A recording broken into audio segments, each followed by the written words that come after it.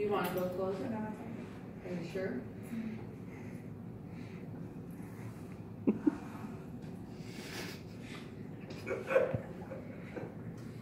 In America, parents are focused on protecting their children.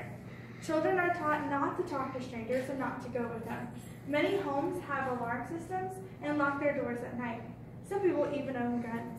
But with all this time, focus, and money spent on protecting our children, many parents allow harmful intruders into their home every single day and even spend money to get them. How?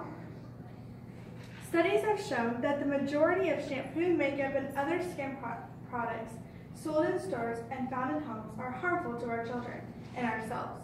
Parabens, mineral oil, and SLS are harmful to our families. In this speech, we will look at these studies and learn how these chemicals affect our bodies.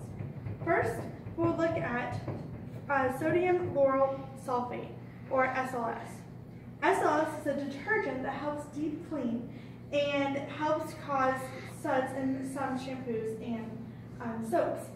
The American College of Toxicology found that even relatively low concentrations of SLS can result in harmful skin irritation. The International Journal of Toxicity provides a safety assessment for SLS. They recommend concentration levels be no more than 1% in products.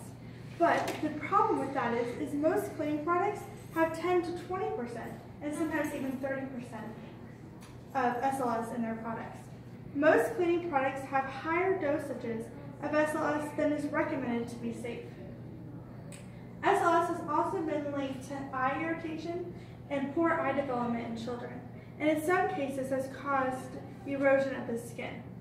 SLS is only one example of harmful chemicals used in homes and around children. Another is parabens. Parabens are a synthetic material used as a preservative to prevent mold from growing in products. They can be found in cleaning products, food, and in cosmetics. Parabens, when absorbed into the bloodstream through the skin, can enhance estrogen levels. Doctors are also concerned that this could be one of the causes of breast cancer, or at least can aid in extra breast cell growth, aiding in breast cancer. Now, with everything, there are people who agree and disagree on the topic of parabens. Those who disagree argue that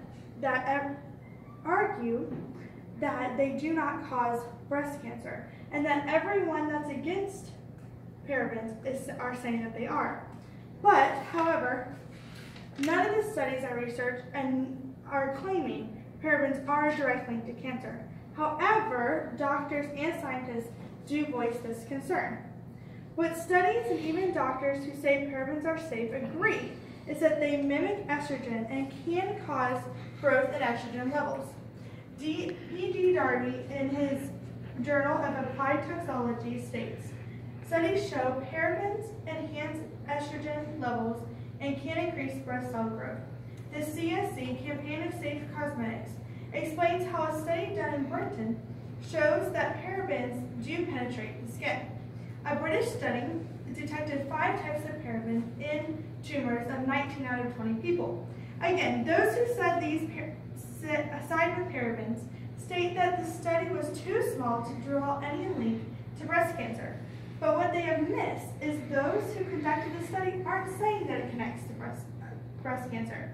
Instead, they say, now, this small study does not prove a causal relationship between parabens and breast cancer, but it is important because it detected the presence of intact parabens unaltered by the body's metabolism, which is an indication of the chemical's ability to penetrate skin and remain in breast tissue.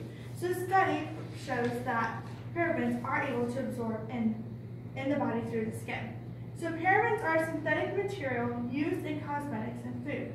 They have yet to be linked to breast cancer, even though doctors and science and breast care researchers are concerned that they are. What they do know is parabens can be found in breast tissue and proves that they can penetrate the skin.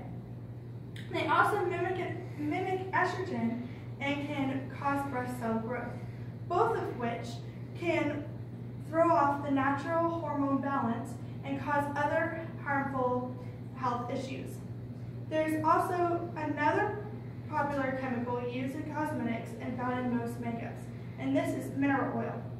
According to Dr. Frank Lippman, mineral oil is a colorless and odorless oil that's made from petroleum and a byproduct of distillation of petroleum to produce gasoline. It can also be found in most makeups and cosmetics. There are two issues with putting this on your face. The first issue is the problem of contamination. There are two types of mineral oils, technical grade and cosmetic grade. Technical grade of mineral oil is what's used to lubricate engines and has been connected to an increased cause of cancer. However, most people think that that's totally fine because the type used in makeup is cosmetic grade. But many studies and doctors have shown that there is a high chance of contamination between the two.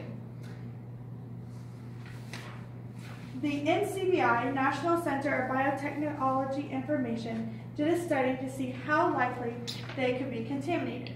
Researchers stated there is a strong evidence that mineral oil hydrocarbons are the greatest contaminant of the human body, amounting to approximately 1 gram per person.